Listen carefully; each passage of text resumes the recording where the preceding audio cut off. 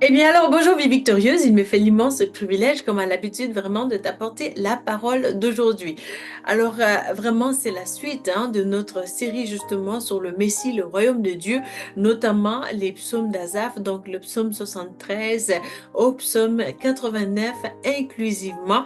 Alors vraiment, Seigneur, je te rends gloire pour ce moment. Père éternel, tu es tout puissant et glorieux.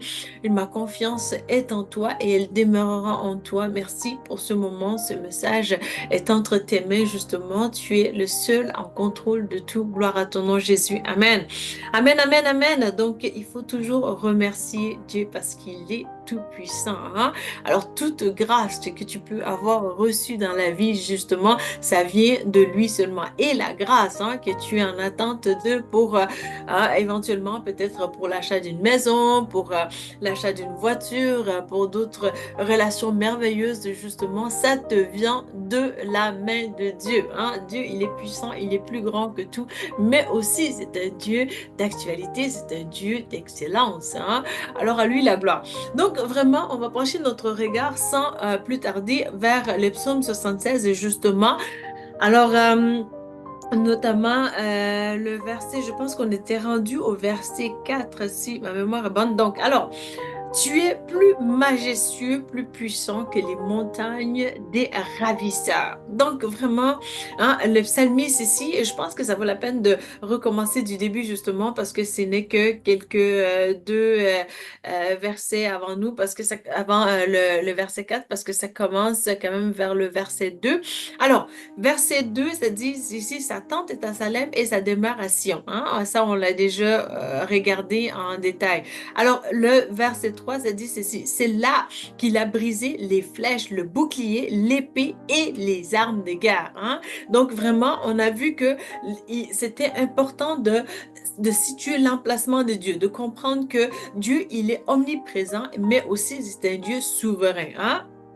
Alors à lui la gloire. Et puis, verset 4 justement, ça dit, donc tu es majestueux, plus puissant que les montagnes des ravisseurs. Waouh, c'est de toute beauté. J'aime beaucoup la parole de Dieu. Et vraiment, ça dit ici, verset 5, ça dit, ils ont été dépouillés, ces héros pleins de courage. Ils se sont endormis et de leur dernier sommeil. Donc, ils n'ont pas su se défendre tous ces vaillants hommes. Donc, vraiment, tous ces vaillants hommes, justement, qui sont passés par là, qui sont passés contre toi, justement, parce que tu peux te dire, il y a des moments dans ta vie que ça peut paraître comme si que le ciel, c'est finalement abattu sur toi et que tu ne vois plus les dessus de tout ça et que vraiment tu as l'air d'une personne vraiment complètement à côté de la plaque, simplement parce que Dieu t'a choisi, Dieu t'a fait du bien et il y a eu des ravages justement dans ta vie. Alors vraiment, mon encouragement pour toi, c'est que depuis que vraiment toi et moi, nous sommes en vie, justement, nous savons qu'il y a eu des gens aussi avant nous qui sont passés par des situations aussi difficiles, mais qui se sont dit, voilà, l'Éternel qui peut, toute chose peut changer ma situation. Alors que vraiment, ces personnages-là, vraiment, ont vécu leur vie justement et ont rendu gloire à Dieu. Toi et moi, nous voulons aussi être cet exemple-là pour vraiment s'accrocher à Dieu, à sa volonté, à ses valeurs justement.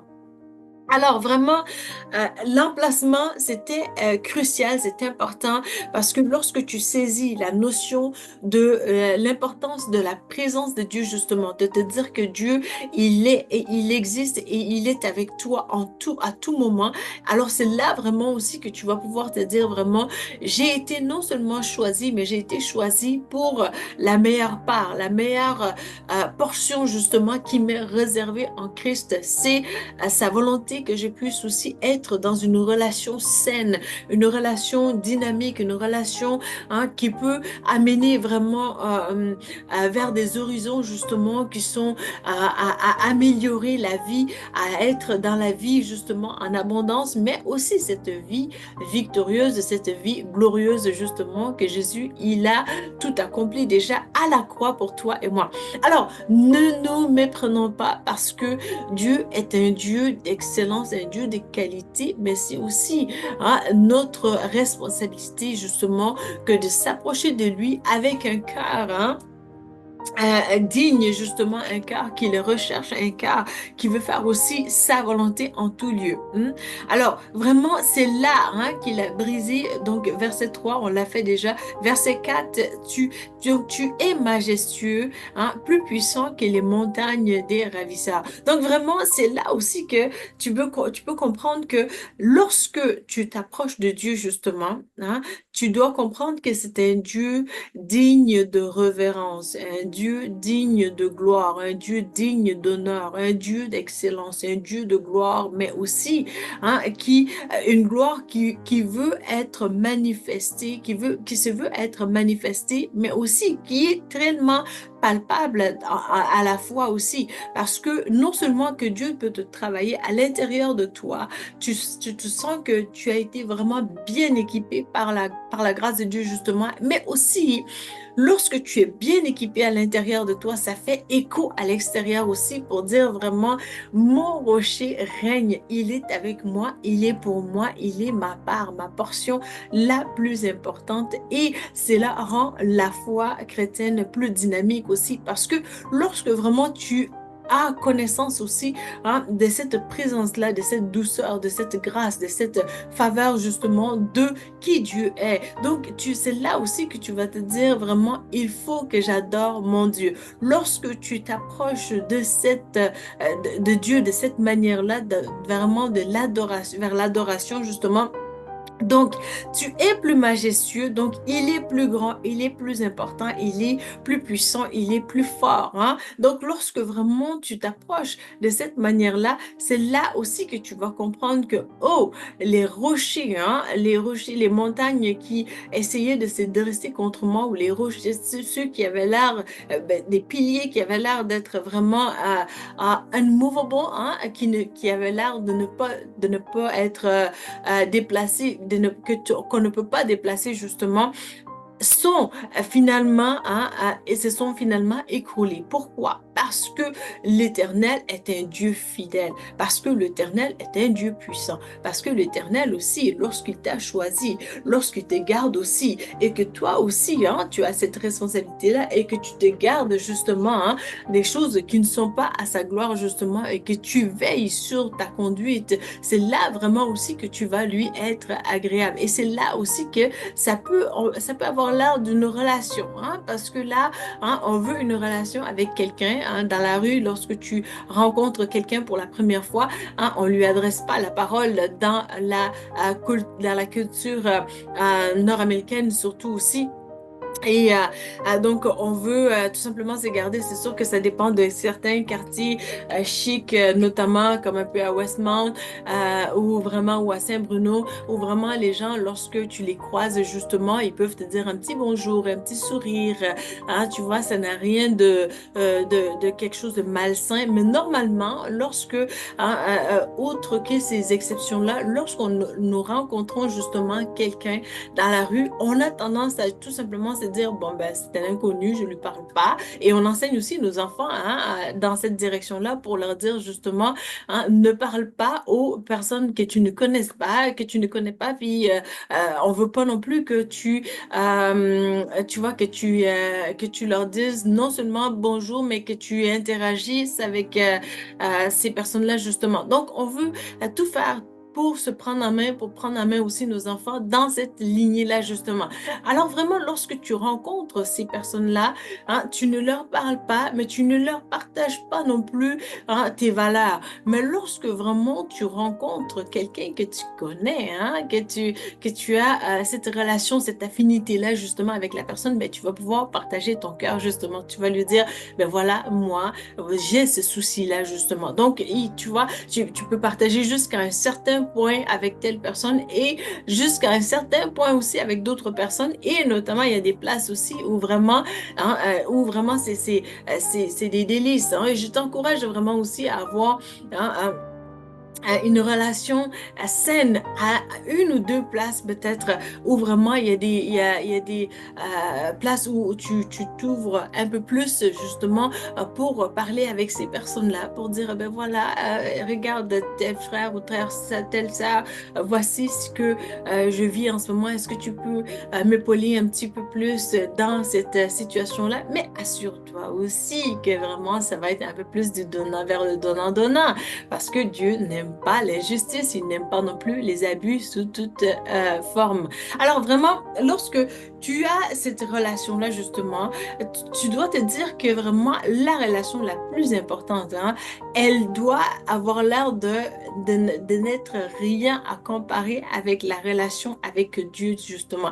Parce que l'Éternel, hein, il est le Tout-Puissant, il est ton Dieu, il veut aussi être dans une relation harmonieuse, une relation intéressante avec toi. Donc, ce n'est pas juste comme que tu arrives, tu déposes tes fardeaux, puis toi, tu fais ta vie comme tu veux. Mais c'est vraiment plus comme il y a une relation, voilà, dynamique. Il y a la vie de piété, justement, qui est recherchée vers de côté de Dieu, justement. Il y a aussi vers toi, de ton côté, l'engouement de vivre justement cette vie en abondance dont Christ t'a promis dans Jean chapitre 10, verset 10 justement. Alors vraiment, lorsque toi, tu arrives justement avec ces besoins-là, hein? Toi, tu arrives avec qui est des péchés, hein? Qui est des mauvaises choses justement, hein? Tu arrives à les mains pleines de ça. Regarde, ça c'est une trousse un peu plus jolie pour mettre des make-up ou des choses cute comme ça là-dedans. Je vais mettre mes lunettes comme ça, je vais pouvoir regarder sur l'écran en même temps. Donc, tu vois ici, dans cette trousse-là, justement, il y a tout plein de choses que je pourrais te montrer, justement. Donc, des kits un peu de voyage, un peu pour rapidement aller en quelque part. Alors, lorsque vraiment j'ai ça ici, hein, je peux dire, bon, j'arrive à Dieu, hein, j'ai un péché, hein, et ça ici, ça a l'air un peu plus des péchés mignons, hein. On s'est dit, bon, ben voilà, bon, il n'y a pas de péché mignon, comme je l'ai dit, hein, il ne faut pas l'appeler mignon parce que sinon on ne veut pas croire dans cette penchée, dans cette tendance de direction, justement, mais on veut appeler péché comme péché, hein. Donc, ça peut être grave parce qu'il y a des conséquences spirituelles rattachées à cela, justement. Et vraiment, donc, voilà, j'ai des trucs là-dedans, comme un peu de coton, cutex, un petit truc d'élastique pour les cheveux, justement. Puis, voilà. Donc, là, ça peut représenter un petit peu plus, ben voilà, moi, j'ai l'addiction par rapport à mon cellulaire, justement. Je n'arrive pas à m'en débarrasser. Puis, ça prend plus de place que Dieu.